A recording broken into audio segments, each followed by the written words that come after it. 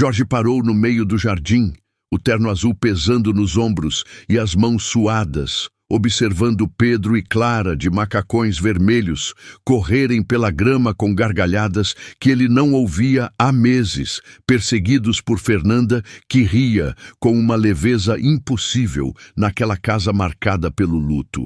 Porque seus próprios filhos pareciam ter medo de sorrir quando ele estava por perto.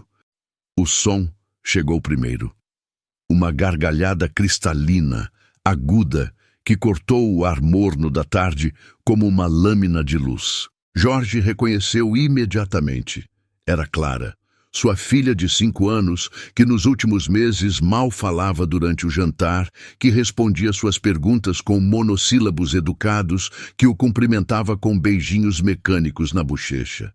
Mas aquela gargalhada... Jorge sentiu o peito apertar. Quando tinha sido a última vez? Quando tinha sido a última vez que tinha ouvido aquele som saindo da garganta de sua filha? Ele ficou imóvel no caminho de Pedras Portuguesas, ainda segurando as chaves do carro, o terno azul marinho pesando nos ombros como uma armadura que não conseguia tirar. O sol da tarde batia em seu rosto, mas ele mal sentia o calor. Toda sua atenção estava voltada para a cena que se desenrolava no gramado à sua frente. Pedro corria na frente, os braços abertos como um avião, o macacão vermelho balançando com o movimento. Seus cabelos castanhos, idênticos aos da mãe morta, voavam desordenados, e havia algo em seus olhos. Algo que Jorge não via há tanto tempo que quase não reconheceu. Alegria, alegria pura, sem peso, sem a sombra constante que tinha se instalado naquela casa depois que Helena partiu. Clara vinha logo atrás, tropeçando nas próprias pernas curtas, mas sem parar de rir. O vestido azul que Fernanda tinha escolhido para ela pela manhã estava com uma mancha de grama no joelho. Um detalhe que, em outras circunstâncias, faria Jorge franzir a testa e pensar na lavanderia. Agora, estranhamente, aquela mancha lhe causou um nó na garganta. E havia Fernanda. A empregada não estava apenas supervisionando, como as 3 babás anteriores faziam. Ela não estava sentada no banco de madeira, olhando o celular ou folheando uma revista. Ela estava correndo. O uniforme preto e branco, sempre impecável, agora tinha o avental ligeiramente desalinhado, e alguns fios de cabelo tinham escapado do coque rigoroso que ela mantinha durante o expediente. Ela ria. Não era um riso educado, profissional, de quem é pago para ser simpático com as crianças do patrão. Era uma gargalhada genuína que fazia seus olhos se fecharem brevemente, que transformava todo o seu rosto, que a fazia parecer mais jovem, mais viva. Jorge sentiu algo estranho no estômago. Uma mistura de alívio e ciúmes. O Golden Retriever da família corria ao redor deles, latindo em uma euforia contagiante. Até o cachorro parecia mais feliz do que Jorge se lembrava de ter visto em meses.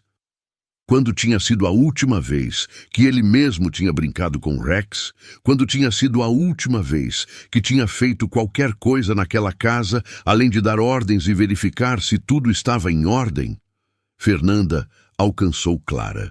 Jorge viu o momento exato em que ela se abaixou, não com a postura rígida de uma funcionária cumprindo suas obrigações, mas com a flexibilidade natural de quem não teme se sujar. Ela pegou a menina no colo e girou, e Clara gritou de alegria.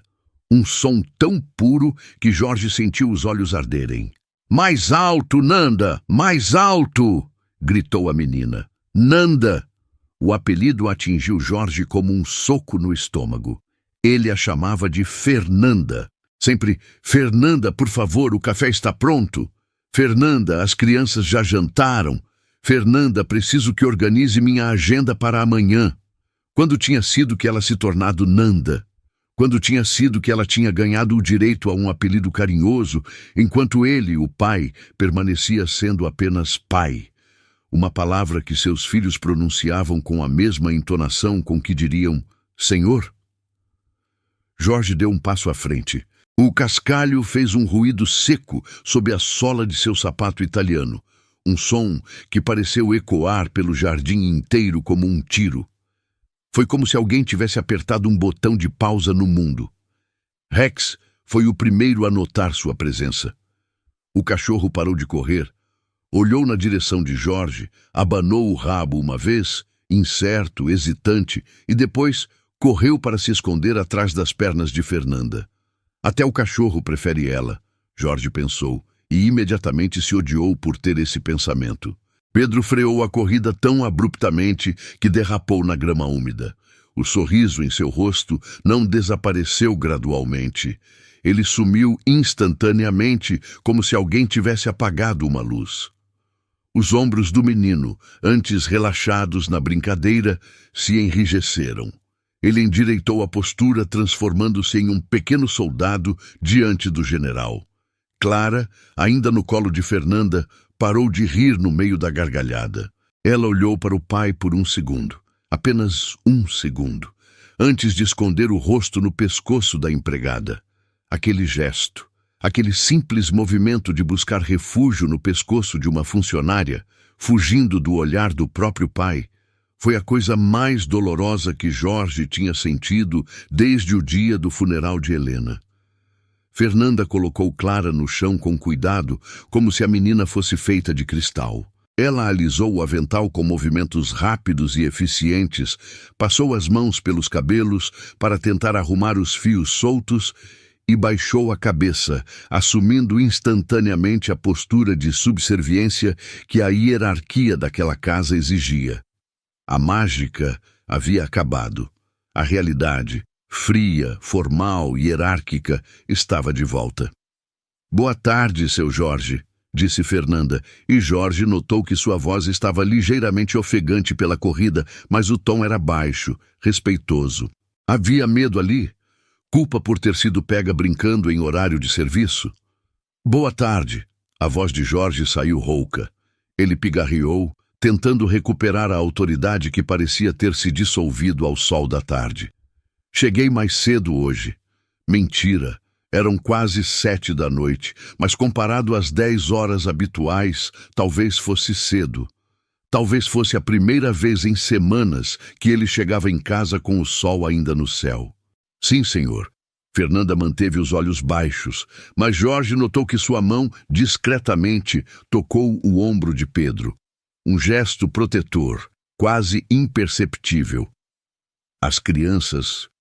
Nós estávamos apenas gastando um pouco de energia antes do banho. Jorge olhou para os filhos. Pedro olhava fixamente para os próprios tênis sujos de grama. Clara espiava por trás da saia do uniforme de Fernanda, como se ela fosse um escudo contra algo perigoso.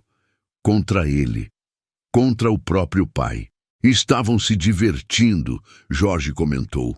Não era uma pergunta, era uma constatação carregada de uma tristeza que ele lutava para não demonstrar. "Sim, papai", murmurou Pedro, sem levantar os olhos. O silêncio que se seguiu foi ensurdecedor. O jardim, que momentos antes vibrava com vida e alegria, parecia agora apenas um cenário bem cuidado e sem alma. O sol continuava a brilhar, mas o calor parecia ter ido embora junto com as gargalhadas. Jorge queria gritar. Queria dizer: "Continuem. Por favor, continuem rindo. Eu só quero assistir. Eu prometo que não vou estragar tudo novamente." Mas as palavras ficaram presas em sua garganta, barradas pelo muro de sua própria inabilidade emocional. Ele não sabia como entrar naquela brincadeira. Não sabia como tirar o terno, metafórica e literalmente. Não sabia como se abaixar na grama e ser apenas um pai brincando com os filhos, em vez do empresário bem-sucedido que controlava cada aspecto da vida deles, exceto o mais importante: sua felicidade. O jantar. Jorge começou, buscando refúgio na rotina, a única coisa que sabia controlar naquela casa. "O jantar será servido no horário de sempre?" "Sim, senhor." "Às 7 horas, como sempre", respondeu Fernanda. E Jorge percebeu o alívio em sua voz pelo retorno aos assuntos práticos e seguros. Ótimo!" Jorge assentiu, sentindo-se um completo idiota. Vou subir para trocar de roupa." Tenho algumas ligações para fazer, mas mentiras. Ele não tinha ligações. Tinha apenas a necessidade desesperada de fugir daquela cena, de processar o que tinha acabado de ver, de entender por que se sentia como um estranho na própria casa. Ele se virou, dando as costas para o jardim. A cada passo em direção à porta de vidro da mansão, ele esperava, torcia, para ouvir o riso recomeçar. Esperava que, assim que ele sumisse de vista, a vida voltasse aos corpos de seus filhos. Mas não voltou. Ele entrou na sala de estar, com seu ar-condicionado gelado e silêncio sepulcral. Parou atrás da cortina de linho e, escondido como um espião em sua própria casa, olhou para fora novamente. Fernanda estava agachada na frente de Pedro, limpando a sujeira de seus joelhos com as próprias mãos, sussurrando algo que Jorge não conseguia ouvir. Clara estava sentada na grama, arrancando pequenas flores amarelas, com uma expressão pensativa que parecia velha demais para seus 5 anos. A alegria explosiva havia sido assassinada por sua chegada. Jorge subiu as escadas, cada degrau pesando como chumbo sob seus pés. O corrimão de madeira maciça, que custara uma fortuna, parecia frio demais sob sua mão. Ele entrou no quarto principal. O quarto que ainda cheirava levemente ao perfume de Helena, embora ela tivesse partido há mais de 1 ano. Sentou-se na beirada da cama, sem tirar o paletó. "O que estou fazendo de errado?" Perguntou para o quarto vazio, para o retrato de Helena na mesa de cabeceira. "Eu dou tudo a eles. As melhores escolas, a casa mais segura do bairro, roupas de marca, brinquedos importados, viagens nas férias." Mas a imagem do jardim não saía de sua cabeça. Pedro e Clara correndo, gargalhando, vivos de uma forma que ele não via há meses. E Fernanda, a empregada que ele mal conhecia além de suas funções profissionais, sendo a responsável por aquela luz nos olhos de seus filhos. A culpa veio em ondas, uma culpa antiga que ele tentava afogar em horas extras no escritório, em reuniões intermináveis, em viagens de negócios que duravam semanas. Ele tinha contratado Fernanda há 6 meses, depois de demitir a última babá por falta de proatividade. Fernanda era silenciosa, eficiente, quase invisível. Ele pagava um salário acima da média, exigia pontualidade e discrição, e nunca se preocupou em saber mais sobre ela, além do necessário. Nunca imaginou que estava pagando também por aquilo, por aquele amor que tinha visto no jardim. Mas por que aquele amor parecia excluir o pai? Por que parecia que Fernanda estava protegendo as crianças dele? A noite caiu devagar sobre a casa, como sempre caía. Silenciosa, organizada, previsível. Às 7 horas em ponto, Jorge desceu para o jantar. A mesa de jantar era longa demais para 3 pessoas. Um móvel imponente de mogno que Helena havia escolhido quando ainda sonhavam com uma família grande, com jantares cheios de conversas e risos. Agora, Jorge se sentava na cabeceira como um rei solitário. Pedro e Clara ficavam nas laterais, de frente um para o outro, mas ambos distantes dele, geograficamente e emocionalmente. Fernanda servia a comida com a eficiência silenciosa de sempre. Um estrogonofe que cheirava maravilhosamente bem. Comida caseira, temperada com cuidado. Jorge notou pela primeira vez que as mãos dela eram calejadas, mas delicadas ao manusear os pratos das crianças, como se cada gesto fosse pensado para não assustá-las. "Como foi a escola hoje, Pedro?" Jorge perguntou, cortando a carne com precisão cirúrgica. O som do talher, batendo na porcelana, ecoou na sala de pé direito alto, amplo demais para conversas íntimas. Pedro hesitou. Jorge viu o menino olhar rapidamente para Fernanda, que estava parada perto do aparador, com as mãos cruzadas à frente do corpo, em sua posição de espera habitual. Ela fez um movimento quase imperceptível com a cabeça. Um incentivo discreto. "Foi boa, pai", respondeu Pedro, a voz baixa. Aprendeu algo interessante? Matemática. Frações.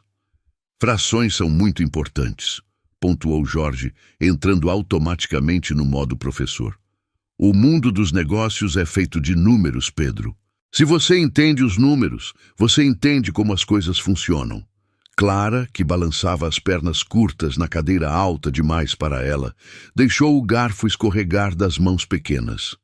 O barulho metálico contra o prato fez Jorge estremecer involuntariamente.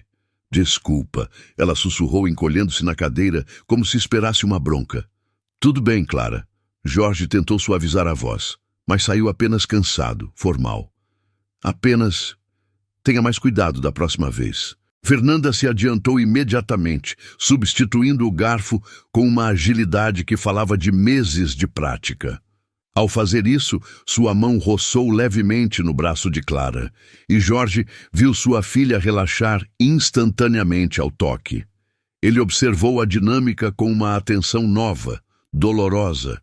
Era como se houvesse um campo magnético invisível entre Fernanda e seus filhos, e ele fosse o polo que os repelia. A empregada sabia exatamente quando Pedro precisava de mais suco, antes mesmo dele pedir. Sabia que Clara gostava da carne cortada em pedaços minúsculos, exatamente como Helena fazia. Sabia de coisas que um pai deveria saber, mas que se perderam em meio a planilhas e reuniões de diretoria. Ananda disse que o estrogonofe tem um segredo, disse Clara de repente, sua voz pequena quebrando o silêncio pesado da sala. Jorge levantou as sobrancelhas, surpreso pela iniciativa da filha. Ela raramente falava durante as refeições, limitando-se a responder suas perguntas com monossílabos educados. Ele olhou para Fernanda, que corou violentamente e desviou o olhar. É mesmo? Jorge tentou parecer interessado, forçando um sorriso. E qual é esse segredo? Clara sorriu, um sorriso tímido, mas genuíno, mostrando o espaço onde havia perdido um dente na semana anterior. Amor, disse a menina, como se fosse a coisa mais óbvia do mundo. Ela disse que comida sem amor não alimenta a barriga do coração. O tempo parou na sala de jantar. A barriga do coração. Jorge sentiu como se tivesse levado um tapa. A frase era ingênua, infantil, mas carregava uma sabiedade que o desarmou completamente. Ele comia em restaurantes caros todos os dias, fechando negócios milionários, com chefes renomados, preparando pratos sofisticados. Mas sua barriga do coração, que expressão perfeita, estava faminta há tanto tempo que ele nem se lembrava mais de como era a sensação de saciedade emocional. Olhou para Fernanda. Ela estava imóvel, o rosto queimando de vergonha, como se tivesse sido pega cometendo um crime grave. Desculpe, seu Jorge, ela murmurou, a voz quase inaudível. É só coisa de criança. Eu falo essas bobagens para eles comerem tudo direitinho. Não é bobagem, Jorge disse, e sua própria voz soou estranha para ele, mais baixa, mais humana do que o tom executivo habitual. Está delicioso, Fernanda. Muito obrigado. A surpresa no rosto dela foi genuína e tocante. Ela abriu a boca para responder, mas a fechou novamente, limitando-se a assentir com um pequeno sorriso tímido. Pedro e Clara trocaram olhares de espanto. O pai nunca elogiava a comida. O pai nunca falava sobre amor na mesa de jantar. O pai falava sobre notas, comportamento, horários e responsabilidades. O resto do jantar transcorreu em um silêncio menos tenso, mas ainda carregado de coisas não ditas. Jorge observava cada interação com uma atenção nova, dolorosa. Via como Fernanda antecipava cada necessidade das crianças, como conhecia seus gostos e manias, como fazia parte da vida deles de uma forma que ele, o pai, não conseguia mais fazer. Depois do jantar, Jorge foi para o escritório, mas pela primeira vez em meses não conseguiu trabalhar. As planilhas na tela do computador pareciam hieróglifos sem sentido. Os relatórios que precisava revisar se transformavam em borrões de números e palavras. A imagem do jardim não saía de sua cabeça. Pedro e Clara correndo, rindo, vivos. Vivos, de uma forma que não eram quando ele estava por perto. Por volta das 9 da noite, quando a casa finalmente silenciou, Jorge saiu do escritório. As crianças já deviam estar na cama. Fernanda costumava terminar de arrumar a cozinha e depois se recolher para o quarto dela nos fundos da casa.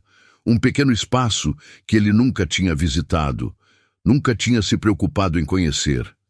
Ele caminhou pelo corredor do segundo andar, pisando no tapete persa para abafar seus passos. Sentia-se um intruso, um ladrão na própria casa, mas algo o impulsionava a continuar. Parou diante da porta do quarto de Pedro. A porta estava entreaberta, deixando escapar uma fresta de luz amarela e suave. Jorge ia empurrar a porta para dar boa noite.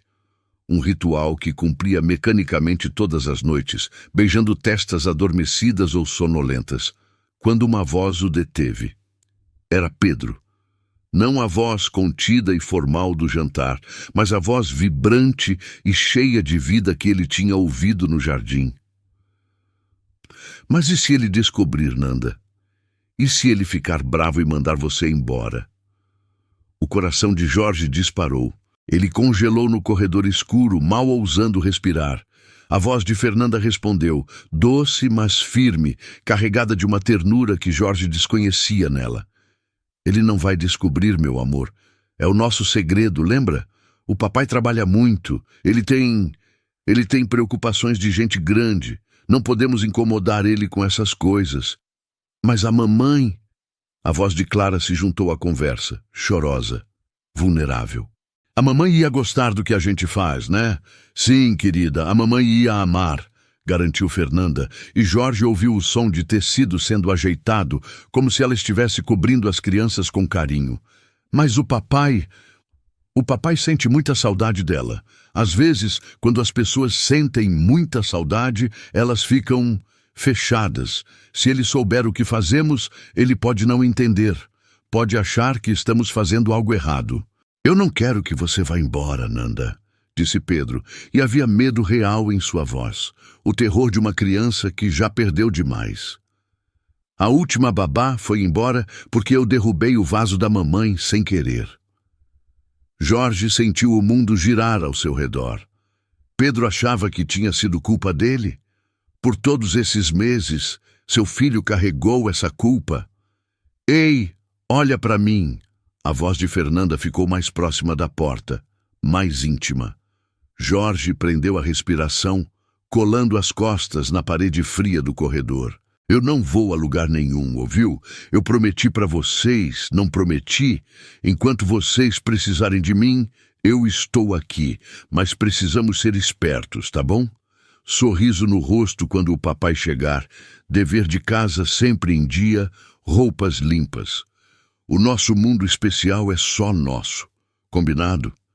Combinado, disseram Pedro e Clara em uníssono, suas vozes carregadas de um alívio que partiu o coração de Jorge. Nosso mundo especial. Jorge sentiu as pernas fraquejarem. Que mundo era esse? O que eles faziam durante o dia que precisava ser escondido dele? E por quê? Por que seus próprios filhos tinham tanto medo de que ele descobrisse algo que os fazia felizes? Ele ouviu os passos de Fernanda se aproximando da porta e, movido por um pânico instintivo, recuou rapidamente para as sombras da escada. Escondeu-se como um criminoso enquanto ela saía do quarto, apagava a luz e deixava apenas o abajur do corredor aceso. Jorge a viu suspirar, um suspiro longo e exausto, e encostar a testa na madeira da porta por um momento. Não era a super-heroína do jardim que ele tinha visto mais cedo. Era apenas uma mulher cansada, carregando o peso emocional de uma família que não era a dela, protegendo duas crianças de um pai que elas viam como uma ameaça à própria felicidade.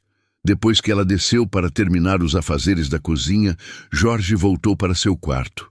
Deitou-se na cama king size que parecia grande demais, fria demais, vazia demais, e encarou o teto por horas. O que eles estavam escondendo? O que poderia ser tão especial e aparentemente tão perigoso que Pedro tinha certeza de que ele demitiria a única pessoa que os fazia sorrir? Jorge olhou para o terno pendurado no cabideiro, sua armadura diária, sua identidade, sua prisão. Tomou uma decisão que mudaria tudo. No dia seguinte, ele diria que tinha uma viagem de negócios urgente. Sairia de casa no horário habitual com a mala e o motorista, mas voltaria. Voltaria a pé, entraria pelos fundos da propriedade sem ser visto. Ele precisava descobrir esse mundo especial. Precisava entender o que acontecia em sua casa quando o seu Jorge não estava lá para assombrar os próprios filhos com sua presença. Mal sabia ele que o que descobriria não seria apenas um segredo de crianças, mas uma verdade sobre si mesmo que faria o chão de mármore de sua vida perfeita desmoronar sob seus pés. E que a resposta para tudo estava na bolsa grande que Fernanda trazia todos os dias, uma bolsa que ela guardava cuidadosamente no armário da cozinha e nunca abria na frente dele. O que havia lá dentro que poderia ser mais valioso do que todos os brinquedos caros que ele comprava para os filhos? Jorge ajustou a gravata pela terceira vez diante do espelho do hall, as mãos tremendo imperceptivelmente. A mentira tinha gosto amargo na boca, mas ele a engoliu junto com o café que esfriava na xícara. 2 dias em São Paulo, disse, evitando olhar diretamente para Pedro e Clara, que aguardavam com as mochilas escolares. Reuniões importantes com investidores. Vocês sabem como é. O silêncio que se seguiu foi revelador. Não houve protestos, não houve pedidos para ficar, não houve sequer um suspiro de decepção.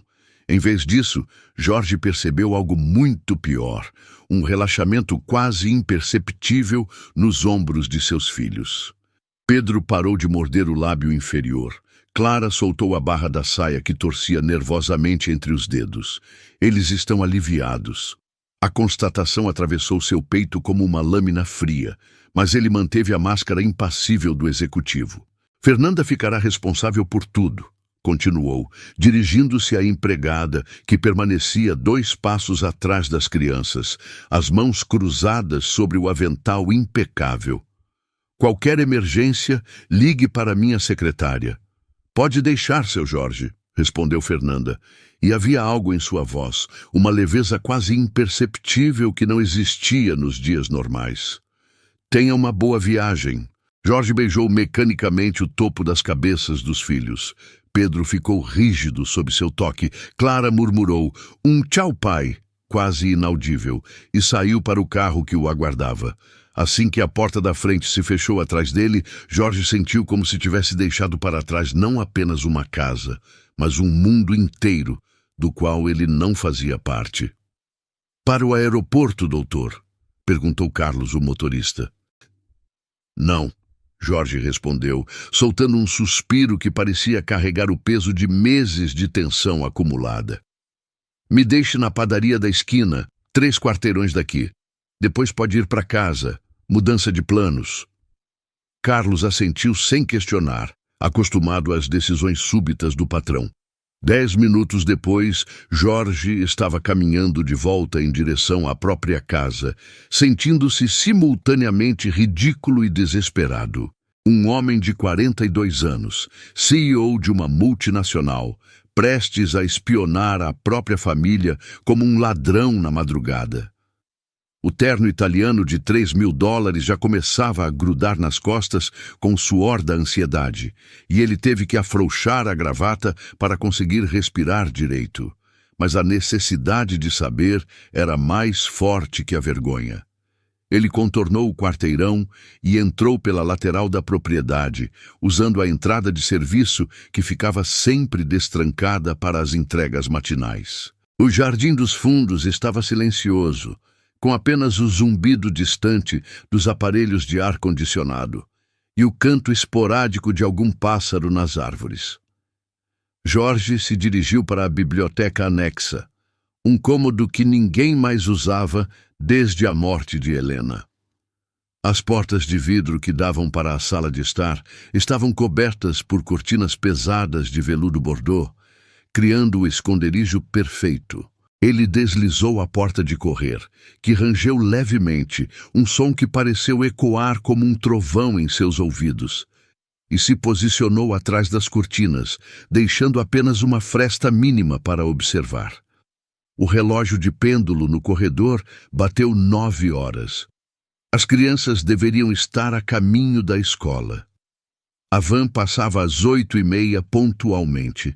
A casa deveria estar vazia, exceto por Fernanda realizando suas tarefas matinais. Mas então, uma música começou a tocar. Não era a música clássica que Jorge costumava colocar durante os jantares, nem o jazz suave que tocava no escritório. Era algo pop, vibrante, alegre, vindo de uma caixa de som portátil que ele nunca tinha visto antes, e eles entraram na sala. Pedro e Clara não tinham ido para a escola. Jorge sentiu o sangue ferver. Estão matando aula? Fernanda permitiu isso? Ele estava pronto para sair de seu esconderijo e dar a maior bronca de suas vidas quando a cena diante dele o paralisou completamente. As crianças não estavam apenas matando aula. Elas estavam transformadas. Pedro usava uma capa feita com um lençol velho amarrado no pescoço e segurava um rolo de papel que parecia ser um pergaminho. Clara vestia várias saias sobrepostas em cores diferentes e tinha o rosto pintado com traços coloridos que lembravam uma pequena fada. E Fernanda, a mulher que Jorge conhecia apenas em seu uniforme preto e branco, com o cabelo sempre preso em um coque severo, havia desaparecido. Em seu lugar estava uma pessoa completamente diferente. Cabelos soltos caindo em ondas escuras pelos ombros, descalça, usando uma calça jeans desbotada e uma camiseta que dizia "Arte é vida". Ela não estava limpando. Estava arrastando o sofá de couro italiano, o mesmo sofá que Jorge proibia as crianças de subirem com sapatos, para o centro da sala. "Artistas, hoje é dia especial", anunciou Fernanda com uma animação teatral que Jorge desconhecia completamente. "Vamos criar nossa galeria secreta. Podemos usar as tintas de verdade?" perguntou Pedro, os olhos brilhando com uma excitação que Jorge não via há meses. "Todas as cores que quiserem", confirmou Fernanda, tirando de uma sacola grande tubos de tinta, pincéis e telas em branco. "Hoje vamos pintar as memórias mais bonitas que vocês têm da mamãe." O mundo de Jorge desabou em silêncio. Pintar memórias da mamãe. Ele assistiu atônito, enquanto sua sala de estar minimalista, premiada em revistas de arquitetura e decoração, era sistematicamente transformada em um ateliê improvisado. Fernanda estendeu um plástico grande no chão, montou cavaletes pequenos e distribuiu aventais coloridos para as crianças. "Lembram das regras do nosso clube?" perguntou Fernanda, agachando-se ao nível dos olhos das crianças. "Primeiro a gente respira fundo e chama a mamãe no coração", recitou Clara solene. "Depois a gente pinta com amor, não com pressa", completou Pedro. "E se ficar triste, a gente para e faz um abraço de grupo", finalizaram juntos. Clube. Eles tinham um clube de memórias da Helena do qual Jorge, o marido, o pai, não fazia parte. Jorge viu Fernanda pegar algo de sua bolsa grande. Era um tablet antigo, com a tela trincada em uma das bordas. Ele reconheceu o aparelho imediatamente. Era de Helena. O mesmo que ela usava no ateliê, onde guardava suas fotos e... Ela tinha um ateliê. Como Jorge pôde esquecer? Helena pintava. Antes de ficarem ricos, antes da casa grande, antes das responsabilidades consumirem todo o tempo dele, Helena passava horas pintando. Pequenas aquarelas, retratos dos filhos bebês, paisagens que ela via durante os passeios no parque. Ele tinha proibido que mexessem nas coisas do ateliê após a morte dela. Tinha trancado tudo, considerando muito doloroso para as crianças. Nunca imaginou que Fernanda... "E prontos para ver a mamãe?" perguntou Fernanda, ligando o tablet. As crianças assentiram, sérias, como se estivessem em uma cerimônia religiosa. A tela se iluminou e a voz de Helena preencheu a sala. Oi, meus amores. Se vocês estão vendo isso, é porque a mamãe conseguiu finalmente gravar as aulas de pintura que sempre quis fazer com vocês. Jorge sentiu as pernas amolecerem. Precisou se apoiar na parede para não desabar. Helena tinha gravado vídeos, aulas de pintura para os filhos. Quando? Por quê? Como ele não sabia disso? Na tela, Helena estava sentada diante de um cavalete, os cabelos presos de qualquer jeito, uma mancha de tinta amarela na bochecha, sorrindo com aquela alegria genuína que Jorge tinha esquecido como era. Hoje, vamos aprender que cada cor tem um sentimento, dizia ela no vídeo. O azul é para quando sentimos saudade, mas uma saudade boa, que aquece o coração. O amarelo é para quando lembramos dos risos. O vermelho é para o amor que nunca acaba, mesmo quando a pessoa vai embora. Pedro e Clara acompanhavam cada palavra, claramente já conhecendo o vídeo de cor. Fernanda pausou em alguns momentos, explicando técnicas, ajudando-os a misturar as cores exatamente como Helena ensinava. Jorge observava através da fresta da cortina, lágrimas escorrendo silenciosamente por seu rosto. Seus filhos estavam aprendendo sobre arte, sobre emoções, sobre como processar o luto de forma saudável e criativa. E tudo isso acontecia em segredo, escondido dele, porque ele tinha se tornado uma presença tão tóxica em suas vidas que eles precisavam se proteger de seu próprio pai. Agora vamos fazer como a mamãe ensinou, disse Fernanda pausando o vídeo. Cada um vai pintar o que mais sente saudade dela. Pedro mergulhou o pincel na tinta azul e começou a fazer movimentos largos na tela. Aos poucos, formas começaram a surgir. Uma cozinha, uma mulher de avental, duas crianças pequenas ajudando a fazer biscoitos. Clara, com sua técnica mais infantil, mas igualmente emocionada, pintava redemoinhos de cores quentes que não formavam nada específico, mas que transmitiam uma alegria pura e nostálgica. Nanda, disse Pedro sem parar de pintar. Você acha que a mamãe vê a gente pintando? Fernanda limpou discretamente uma lágrima do canto do olho antes de responder. Eu acho que sim, meu amor. Eu acho que ela está muito orgulhosa de ver vocês transformando a saudade em algo bonito. Por que o papai não gosta quando a gente fala dela? Perguntou Clara, a voz pequena e confusa. A pergunta cortou o ar como uma lâmina. Jorge viu Fernanda hesitar, escolhendo as palavras com cuidado. O papai... Ela começou, depois respirou fundo. O papai ama muito vocês e amava muito a mamãe. Às vezes, quando a gente ama muito e perde, a dor fica tão grande que a gente não consegue nem olhar para as coisas bonitas. É como se ele estivesse numa tempestade muito escura e não conseguisse ver que ainda existe sol. Tempestade. A palavra ecoou na mente de Jorge. Era isso que ele tinha se tornado para seus filhos. Não um pai, não um protetor, mas uma força da natureza destrutiva da qual eles precisavam se esconder. Eu queria que o papai pintasse com a gente, murmurou Pedro. Eu queria que ele parasse de ser tempestade.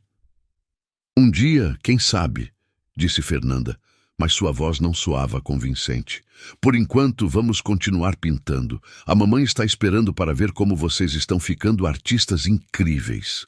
Eles continuaram pintando por mais 1 hora. Jorge observava cada pincelada, cada sorriso, cada momento de conexão entre Fernanda e seus filhos. Ela conhecia os gostos deles, suas manias, seus medos. Sabia exatamente quando Pedro precisava de encorajamento e quando Clara precisava de um abraço. Ela era mais mãe para eles do que ele era pai. Quando terminaram, as telas foram colocadas para secar em um canto da sala. Fernanda começou a recolher os materiais com cuidado, guardando tudo em sua bolsa grande. Hora de limpar tudo antes da tempestade voltar, disse ela, tentando manter o tom leve, mas Jorge captou a tensão em sua voz. Fernanda? Pedro a chamou, hesitante. Você conheceu a mamãe antes dela ficar doente? Fernanda parou de guardar os pincéis. Por um momento, seu rosto se transformou, revelando uma dor profunda que ela mantinha cuidadosamente escondida. Conheci, respondeu finalmente. No hospital, eu estava lá cuidando de alguém muito especial para mim também. Sua mãe e eu conversamos muito. Ela me fez prometer uma coisa. O quê? Perguntaram as crianças fascinadas. Ela me fez prometer que, se um dia eu tivesse a chance, eu ensinaria vocês a pintar. Que não deixaria essa parte dela morrer junto com ela. Jorge sentiu como se tivesse levado um soco no estômago. Helena tinha conhecido Fernanda no hospital. Tinha visto algo nela, uma bondade, uma compreensão, uma capacidade de amar, e havia confiado a ela o que tinha de mais precioso: a criatividade e a alegria de seus filhos. E Jorge? Jorge não sabia de nada. Estava ocupado demais fechando negócios, preocupado demais com as contas do hospital, distante demais de sua própria família para perceber as conexões que se formavam ao seu redor. Por isso você veio trabalhar aqui? Perguntou Clara. Por isso, confirmou Fernanda, para cumprir a promessa que fiz para ela, para cuidar de vocês do jeito que ela queria. Naquele momento, um galho seco estalou do lado de fora da janela. Jorge tinha se movido sem perceber, pressionando o corpo contra o vidro na tentativa de ouvir melhor, e seu peso havia quebrado um pequeno ramo da trepadeira. O som não foi alto, mas no silêncio carregado de emoção da sala, pareceu uma explosão. Que barulho foi esse? Pedro levantou a cabeça, alerta. Fernanda congelou, os materiais de pintura ainda nas mãos. Seus olhos se dirigiram imediatamente para a janela que dava para os fundos da casa. Deve ser o jardineiro, disse ela. Mas Jorge viu a tensão em seus ombros, a forma como ela instintivamente se posicionou entre as crianças e a possível fonte do barulho. Ele disse que viria mais cedo hoje. Mas ela não parecia convencida. Seus olhos continuaram fixos na janela, e Jorge percebeu que ela sabia. De alguma forma, ela sabia que havia alguém ali. Vamos terminar de guardar tudo rapidinho, disse Fernanda, agora com urgência real na voz. E depois vamos fazer o lanche, tá bom? Jorge recuou para as sombras da biblioteca, o coração batendo tão forte que ele tinha certeza de que podia ser ouvido através das paredes. Ele precisava decidir. Fugiria, mantendo o segredo e continuando a viver como um estranho na própria casa? Ou, finalmente, teria a coragem de sair de seu esconderijo e enfrentar a verdade? A verdade de que Fernanda não era apenas uma empregada. Era a guardiã da memória de Helena, a protetora da infância de seus filhos, a ponte entre o passado feliz e um futuro que poderia voltar a ter cor. A verdade de que ele, Jorge, tinha se tornado o obstáculo para a felicidade de sua própria família. Fernanda terminou de guardar os últimos materiais e levou as crianças para a cozinha. Jorge ouviu suas vozes se afastando pelo corredor, mas sabia que ela voltaria. Sabia que ela viria investigar o barulho, porque essa era a natureza dela, protetora, cuidadosa, sempre vigilante. Ele tinha talvez 2 minutos para decidir o que fazer com o resto de sua vida. 2 minutos para escolher entre continuar sendo a tempestade ou aprender a ser o sol que seus filhos desesperadamente precisavam que ele fosse. O relógio de pêndulo bateu 10 horas e Jorge ouviu os passos de Fernanda retornando para a sala. Mais cautelosos agora, investigativos. Ela estava vindo. E Jorge, finalmente, teria que decidir se era corajoso o suficiente para enfrentar a mulher que tinha se tornado tudo o que ele deveria ter sido. A pessoa que amava seus filhos sem condições, que honrava a memória de Helena, que transformava dor em arte e medo em esperança. A maçaneta da porta de vidro girou lentamente e Jorge fechou os olhos, preparando-se para o momento que mudaria tudo para sempre. A maçaneta girou com um clique suave, mas que ecoou na biblioteca como um tiro. Jorge permaneceu imóvel atrás da cortina de veludo, o coração martelando contra as costelas, suor frio escorrendo pela nuca. Não havia escapatória. A verdade estava a poucos centímetros de distância, separada apenas por um tecido pesado e anos de covardia acumulada. Fernanda entrou devagar, cada passo calculado, os músculos tensos como os de um animal em alerta. Ela não era mais a empregada eficiente ou a professora carinhosa que brincava com as crianças. Era uma guardiã feroz, protegendo algo mais valioso que a própria vida. Seus olhos vasculharam cada sombra, cada canto da sala, procurando pelo intruso que sua intuição dizia estar ali. Jorge observou através da fresta da cortina o rosto de Fernanda se contorcendo em concentração. Ela tocou o vidro da janela, examinando o galho quebrado do lado de fora, e ele viu suas narinas se dilatarem ligeiramente, como se pudesse farejar o medo que emanava dele. «Sei que tem alguém aqui», disse ela, a voz baixa, mas firme, sem um fio de hesitação.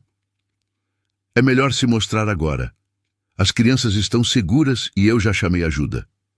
A mentira era hábil, calculada para assustar um possível invasor.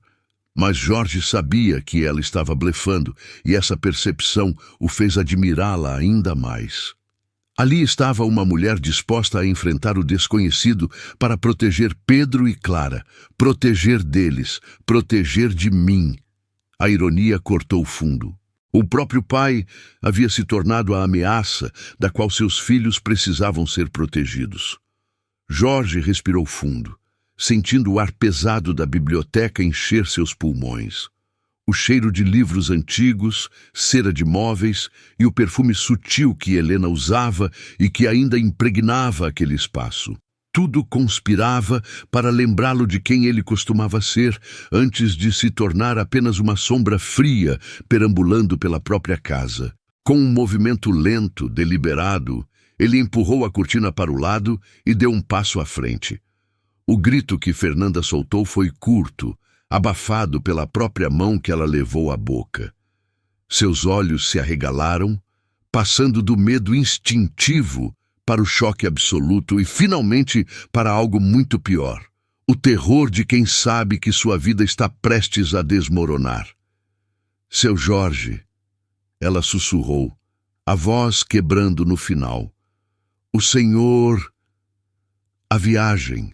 «Nunca houve viagem», Jorge admitiu, a voz rouca de emoção contida. «Eu menti. Eu voltei. Eu vi tudo».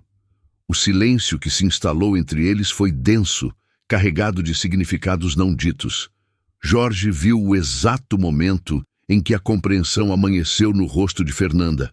Ela olhou para suas roupas amarrotadas, para o suor em sua testa, para a fresta na cortina de onde ele havia emergido como um fantasma de sua própria culpa. «Tudo?» perguntou ela, e não havia acusação na voz, apenas uma tristeza profunda que fez Jorge querer desaparecer. «O clube», ele confirmou, cada palavra pesando como chumbo. «As pinturas, o tablet da Helena, os vídeos. Eu ouvi vocês conversando ontem à noite também». Fernanda fechou os olhos e Jorge viu seus ombros caírem como se todo o peso do mundo tivesse finalmente pousado sobre eles. Quando ela os abriu novamente, havia uma resignação ali que partiu o coração dele. Sem dizer uma palavra, ela começou a desamarrar o avental manchado de tinta, os dedos tremendo ligeiramente. Os movimentos eram lentos, ritualizados, como os de alguém se preparando para uma execução. «Eu vou arrumar minhas coisas», disse ela, a voz baixa, controlada. «Só peço uma coisa, seu Jorge, não brigue com eles. A culpa é toda minha. Eu trouxe os materiais, eu mostrei os vídeos, eu criei esse mundo paralelo. Eles só sentiam saudade». A palavra culpa atingiu Jorge como um soco no estômago. Ela estava se responsabilizando por ter amado seus filhos, por ter dado a eles o que ele não conseguia dar. Permissão para lembrar, para sentir, para serem crianças em luto, em vez de pequenos soldados emocionalmente reprimidos. "Fernanda, pare!" ele pediu, dando um passo em direção a ela. Ela recuou instintivamente, e aquele movimento, aquele recuo involuntário de medo, foi a gota d'água. Jorge viu no gesto todo o poder tóxico que havia acumulado, toda a atmosfera de tensão que criara em sua própria casa. "Não estou demitindo você", disse ele com urgência desesperada. "Por favor, não vá embora." Fernanda parou, as mãos congeladas no nó do avental. Ela levantou os olhos úmidos e o encarou com uma confusão genuína. "O senhor não está bravo?" Jorge soltou uma risada que soou mais como um soluço. "Bravo?" ele repetiu, passando as mãos pelo rosto. "Eu acabei de ver meus filhos sorrirem pela primeira vez em mais de um ano. Vi você ensinar a eles que a mãe deles ainda existe, de alguma forma. E vi o que eles realmente pensam de mim. A tempestade." A palavra pairou no ar entre eles como uma acusação silenciosa. Jorge caminhou até uma das poltronas de couro e se deixou cair nela, sentindo as pernas cederem. Fez um gesto para que ela se sentasse também. Fernanda hesitou, olhando em direção ao corredor onde as crianças estavam, mas acabou se sentando na ponta do sofá oposto, mantendo uma distância defensiva. "Como você conheceu Helena de verdade?" perguntou Jorge, olhando para as próprias mãos. "Você disse no hospital, mas Helena estava na ala particular. Vocês não deviam nem se cruzar." Fernanda respirou fundo, entrelaçando os dedos no colo até as pontas ficarem brancas. "O hospital tem uma capela, seu Jorge", disse ela, a voz embargada. No térreo. É o único lugar onde não importa quanto dinheiro você tem. A dor é igual para todo mundo." Jorge se lembrou vagamente da capela. Havia ido lá uma única vez, gritado com Deus por 5 minutos e nunca mais voltado. Preferira buscar soluções práticas, os melhores médicos, tratamentos experimentais, qualquer coisa que o dinheiro pudesse comprar. "Eu estava lá pela minha filha", continuou Fernanda, e Jorge sentiu o mundo parar. "A Bia. Ela tinha a mesma idade da Clara quando ficou doente. Leucemia." O choque foi físico. Jorge olhou para Fernanda com novos olhos, vendo pela primeira vez as linhas finas ao redor de seus olhos, não de idade, mas de cansaço acumulado. A dignidade silenciosa com que ela carregava sua dor. A força que devia ter custado para ela entrar naquela casa todos os dias e cuidar de crianças da idade da filha que havia perdido. "Nós não tínhamos convênio", explicou ela sem amargura, apenas relatando fatos. "O tratamento era pelo SUS. Às vezes faltava remédio, a fila era longa. Eu ia para a capela rezar para que a morfina chegasse logo, para que ela não sentisse tanta dor. Dona Helena, ela ia lá rezar pelos filhos que ia deixar. Ela sabia que ia morrer", Jorge sussurrou. "Sabia", confirmou Fernanda. "E o maior medo dela não era a própria morte, era deixar Pedro e Clara sozinhos com a dor, sem saber como processar a perda." Fernanda levantou o olhar e encarou Jorge diretamente pela primeira vez, desde que ele havia se revelado. Havia uma força naqueles olhos escuros que o fez querer desviar, mas ele se forçou a sustentar o contato. Ela me via chorando na capela. Um dia ela sentou do meu lado, não falou "vai ficar tudo bem", porque nós duas sabíamos que não ia. Ela só segurou minha mão e ficamos ali, duas mães perdendo tudo, mas não sozinhas. Jorge imaginou a cena. Helena, com seus lenços de seda e pele pálida pela quimioterapia, segurando a mão calejada de Fernanda no banco de madeira de uma capela de hospital. Duas mulheres unidas pela dor mais primitiva que existe, O medo de perder um filho. A Bia partiu uma semana antes da dona Helena, disse Fernanda, e uma lágrima solitária escorreu por sua bochecha. Quando isso aconteceu, eu entrei em colapso. Perdi os empregos, perdi o apartamento. Dona Helena me encontrou dormindo no banco da praça, em frente ao hospital. Jorge sentiu as lágrimas queimarem seus próprios olhos. Ele não sabia de nada disso. Estava ocupado demais gritando com médicos, exigindo tratamentos caros no exterior, ameaçando processar o hospital por negligência. Enquanto ele fazia barulho, Helena estava fazendo conexões humanas reais. Ela me levou para tomar um café, continuou Fernanda, um sorriso triste aparecendo em seus lábios. Estava fraca, mal conseguia andar, mas me carregou para fora daquele banco. Me disse: Fernanda, eu tenho dinheiro para comprar qualquer coisa no mundo, mas não posso comprar mais tempo. Você perdeu quem mais amava, mas tem todo o tempo do mundo pela frente. Me ajude. Quando eu partir, meus filhos vão ter um pai que os ama, mas que vai se fechar numa concha de pedra para não sentir dor. Eu conheço o Jorge. Ele vai tentar resolver a tristeza com dinheiro e distância. Eles vão precisar de alguém que os ensine que sentir dor não mata, que lembrar não machuca mais do que esquecer. Concha de pedra. A descrição era tão precisa que Jorge sentiu dor física no peito. Ela me deu o tablet naquele dia, Fernanda revelou. Me deu todas as senhas, me mostrou os vídeos que havia gravado escondida. Me fez prometer que quando eu conseguisse me levantar da minha própria dor, eu viria procurar emprego aqui.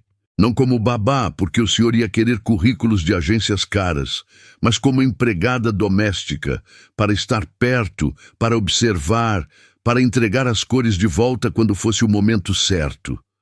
Jorge cobriu o rosto com as mãos, o choro vindo convulsivo, violento. Ele chorou pela morte de Helena, que nunca havia processado completamente. Chorou pela filha de Fernanda, cuja existência ele ignorava. Chorou pela vergonha de ter sido exatamente o homem que Helena previu. Frio, distante, resolvendo tudo com dinheiro e controle. Ele pagava Fernanda para limpar o chão onde seus filhos pisavam, sem saber que ela estava segurando o céu para que não caísse sobre suas cabeças. Eu sinto muito, soluçou Jorge. Pela Bia, por tudo, por ter sido tão cego. Fernanda não respondeu imediatamente. Jorge sentiu o sofá se mover, e em seguida um toque leve em seu ombro. Não era o toque de uma funcionária consolando o patrão. Era o toque de um ser humano reconhecendo a dor de outro. A dor muda a gente de formas diferentes, seu Jorge, disse ela suavemente. O senhor virou pedra para não quebrar. Eu virei água para continuar fluindo. Mas as crianças precisam de terra firme, elas precisam do pai. Eles têm medo de mim. Jorge levantou a cabeça, os olhos vermelhos e inchados. Você ouviu ontem. Eu sou a tempestade na vida deles. Tempestades passam, retrucou Fernanda com firmeza. Mas o senhor precisa escolher parar de chover. Antes que Jorge pudesse responder, vozes infantis ecoaram no corredor. Risadas. Passos correndo. O som da vida acontecendo enquanto os adultos tentavam consertar os estragos que haviam feito. Nanda! A gente já comeu tudo! Gritou Pedro, entrando na sala correndo com Clara logo atrás. Podemos pintar, As palavras morreram no ar. Pedro parou tão abruptamente que derrapou no tapete. Clara se chocou contra as pernas do irmão. Os dois ficaram ali, olhando para o pai sentado na poltrona com o rosto manchado de lágrimas, ao lado de Fernanda, que também tinha sinais claros de choro. A reação das crianças foi imediata e devastadora. Pedro não correu para o pai. Ele correu para frente de Fernanda, abrindo os braços pequenos, criando uma barreira física entre a empregada e Jorge. Seu rosto, antes alegre, se contorceu em uma expressão de fúria protetora que nenhuma criança de 8 anos deveria ter. Não briga com ela! Gritou Pedro, a voz aguda tremendo de emoção. A culpa foi minha. Eu que pedi para pintar. Não manda ela embora, pai, por favor. Clara, vendo a reação do irmão, começou a chorar. Um choro alto, desesperado, agarrando-se às pernas de Fernanda, como se fosse ser arrancada dali à força. Não vai, Nanda, não vai. Você prometeu, soluçava a menina. Jorge olhou para aquela cena e sentiu como se seu coração estivesse sendo arrancado do peito sem anestesia. Seus filhos não estavam correndo para consolá-lo. Estavam protegendo a empregada dele. Eles o viam como o vilão da história. O monstro que ia destruir a única fonte de felicidade que restava em suas vidas. Pedro, filho, eu não estou bravo. Jorge tentou se levantar, estendendo a mão. Não! Pedro recuou, empurrando Fernanda para trás dele. Você sempre estraga tudo. Você nunca está aqui de verdade. E quando tá, todo mundo fica com medo. As palavras atingiram Jorge como balas certeiras. Você sempre estraga tudo. Era isso que seu filho de 8 anos pensava dele. Era isso que ele havia se tornado. A pessoa que chegava para destruir os momentos felizes. Fernanda agiu rapidamente, abaixando-se e envolvendo as duas crianças em seus braços, mas seus olhos permaneceram fixos em Jorge, suplicando silenciosamente para que ele fizesse a coisa certa. Mas qual era a coisa certa? Jorge olhou para as telas secando no canto da sala, as cores vibrantes que traziam Helena de volta à vida. Olhou para o tablet sobre a mesa, para os materiais de pintura espalhados, para toda aquela evidência de amor que havia tentado sufocar. Ele precisava matar o executivo, destruir o general, ali, naquele momento. Lentamente, Jorge se levantou, não com a imponência de costume, mas com a humildade de quem aceita a derrota total de suas estratégias de vida. Levou as mãos ao pescoço e desfez o nó da gravata de seda italiana. Puxou-a e a jogou no chão, longe. Tirou o paletó que custara uma pequena fortuna, dobrou-o de qualquer jeito e o largou sobre a poltrona. Desabotoou os punhos da camisa, arregaçando as mangas até os cotovelos. Pedro parou de gritar, observando o pai com desconfiança cautelosa. Clara diminuiu o choro para soluços baixinhos. Eles nunca haviam visto o pai assim, desmontado, humano. Jorge caminhou até o canto da sala onde estavam as tintas. Seus sapatos de couro italiano brilhavam absurdamente naquele cenário de caos criativo. Ele se abaixou e os tirou, um por um. Depois, as meias. Ficou descalço no tapete persa que sempre proibia que fosse pisado com sapatos sujos. Eu não vou mandar a Fernanda embora, disse Jorge a voz baixa, olhando para os próprios pés descalços. Nunca. Pedro não relaxou a postura defensiva. Promete? Desafiou o menino, com a seriedade de quem já foi traído muitas vezes. Eu juro, disse Jorge, levantando os olhos para encontrar os do filho. Eu juro pela memória da sua mãe.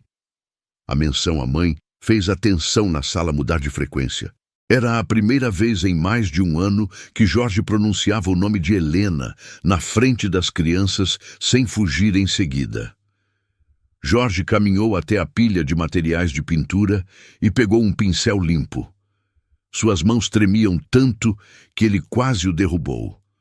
Virou-se para as crianças e para Fernanda, segurando aquele objeto simples, como se fosse uma bandeira branca. Jorge engoliu em seco. Era a negociação mais difícil de sua vida, mais complexa que qualquer fusão empresarial. Eu posso entrar no clube de vocês? O silêncio foi absoluto. Nem mesmo o ar-condicionado parecia fazer ruído. Pedro olhou para Fernanda. Clara olhou para o irmão. A desconfiança ainda estava lá, sólida como um muro construído tijolo por tijolo ao longo de meses de decepções. Você não sabe pintar, disse Pedro, com a honestidade brutal das crianças. E você não gosta de bagunça. Eu posso aprender, respondeu Jorge. E a bagunça se limpa. O que não se limpa é o buraco que eu sinto no peito quando olho para vocês e vejo que têm medo de mim. Pedro mordeu o lábio, lutando com alguma coisa por dentro. Clara se soltou de Fernanda e deu um passo tímido em direção ao pai.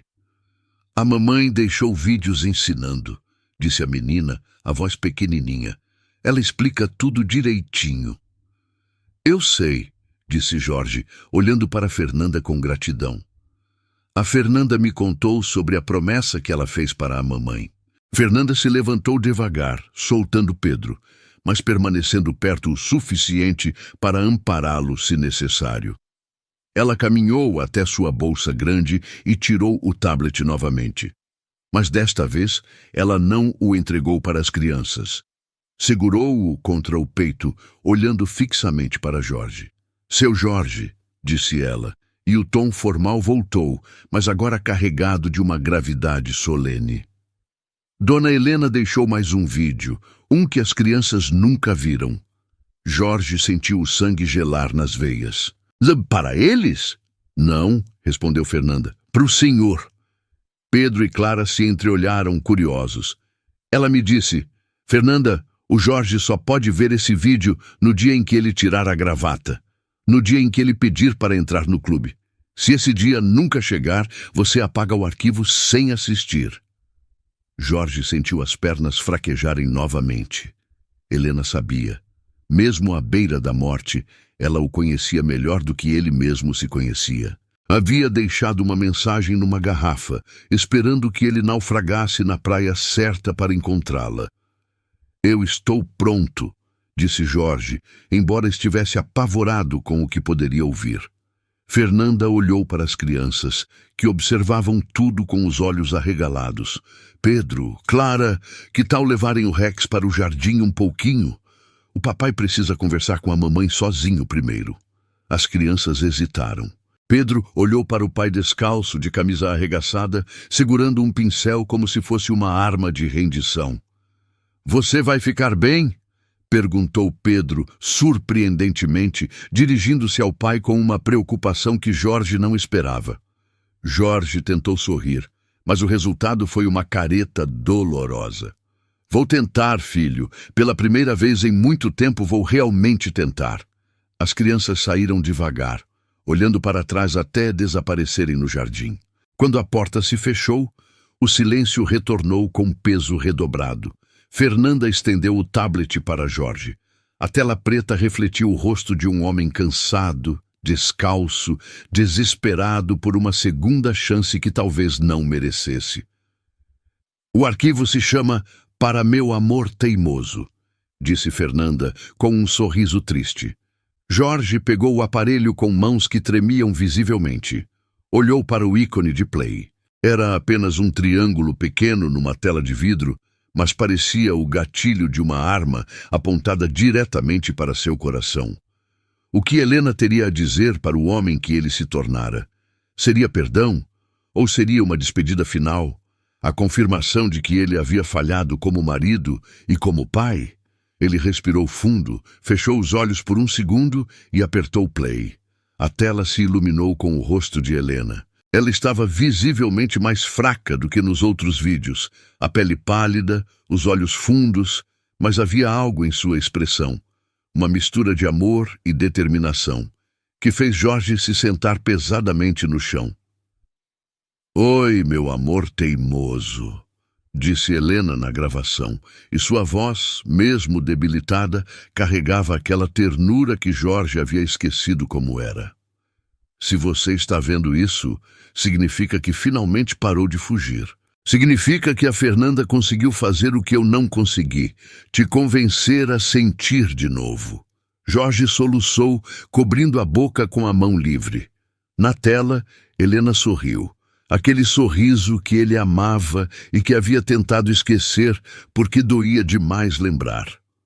Eu sei que você vai querer trancar tudo quando eu partir. Sei que vai achar que proteger as crianças significa fazer elas esquecerem. Mas, Jorge, meu amor, esquecer não cura.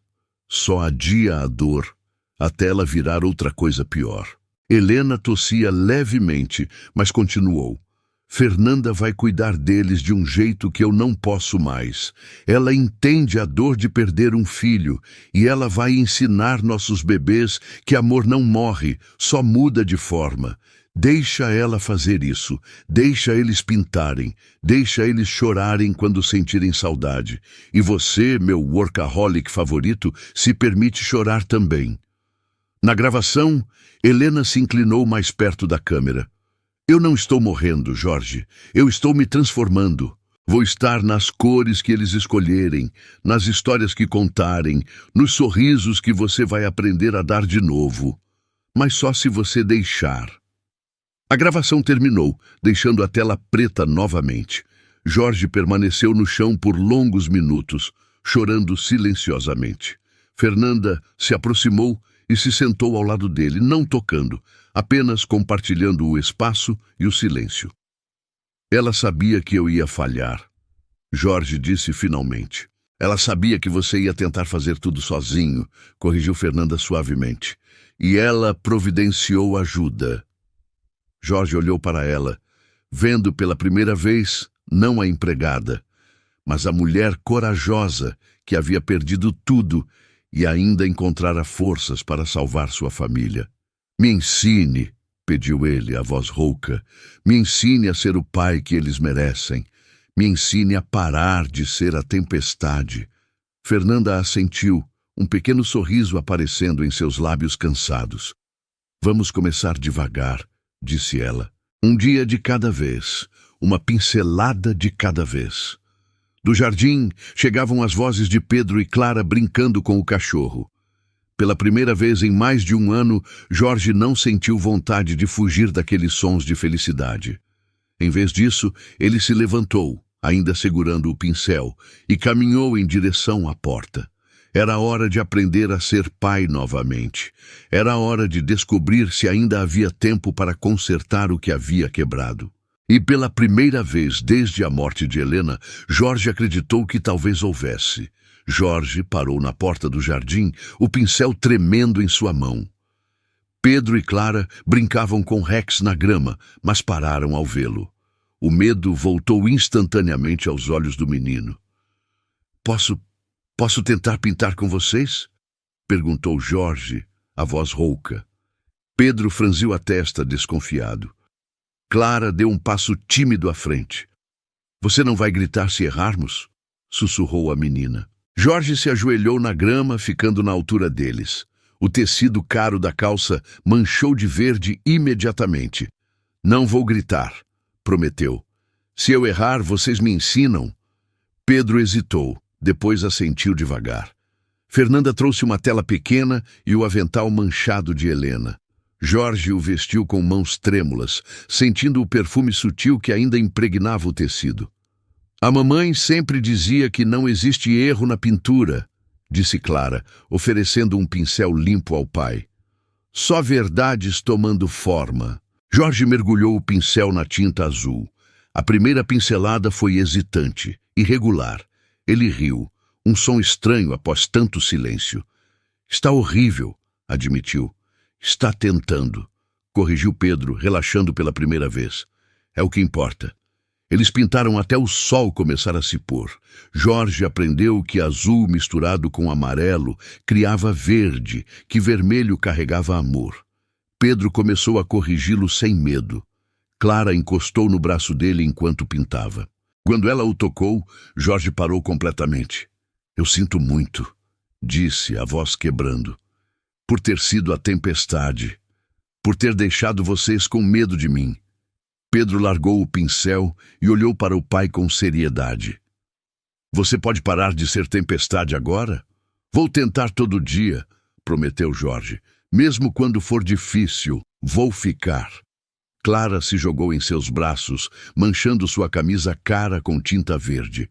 Jorge a abraçou forte, sentindo o corpo pequeno tremer.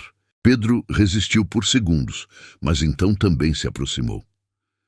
Senti tanta falta do papai de verdade, chorou Clara. Fernanda observava da porta, lágrimas silenciosas escorrendo. Jorge a chamou. Fernanda, você faz parte disso. Ela hesitou, mas Clara a puxou para o abraço. Os quatro ficaram unidos no jardim, pela dor e pela esperança. Meses depois, a sala tinha uma parede inteira de pinturas. Técnicas de Pedro, explosões de cor de Clara, tentativas desajeitadas mas amorosas de Jorge. Naquela manhã, Jorge encontrou Fernanda na cozinha. "Fernanda", chamou, "quero fazer uma proposta. Não mais empregada doméstica, governanta da família, salário justo, carteira assinada, apartamento decente. Você salvou meus filhos. Me salvou." Lágrimas encheram os olhos dela. "Aceito", sussurrou. No jantar, não havia lugares marcados. Jorge, Pedro, Clara e Fernanda sentaram juntos. Comeram pizza com as mãos. Riram de piadas bobas. Jorge olhou para o quadro na parede. Uma mistura caótica de cores, 3 figuras de mãos dadas sob um sol brilhante. No canto, uma pequena flor que segurava o chão. Ele não era mais a tempestade. Era apenas um pai aprendendo a ser sol depois de um longo inverno. E pela primeira vez em muito tempo, isso era suficiente. A casa havia recuperado suas cores. E Jorge finalmente havia aprendido que a verdadeira riqueza não estava em contas bancárias, mas naquelas risadas, naquelas manchas de tinta, na coragem de ser vulnerável. Os filhos do empresário viúvo continuavam sorrindo com Fernanda. Mas agora, quando o pai chegava, faziam espaço para ele no círculo de luz. Gostou da história? Então faz o seguinte: deixa o like para eu saber que você curte esse tipo de conteúdo, se inscreve no canal e ativa o sininho para não perder os próximos relatos. E me conta aqui nos comentários o que você achou, porque sua opinião faz toda a diferença.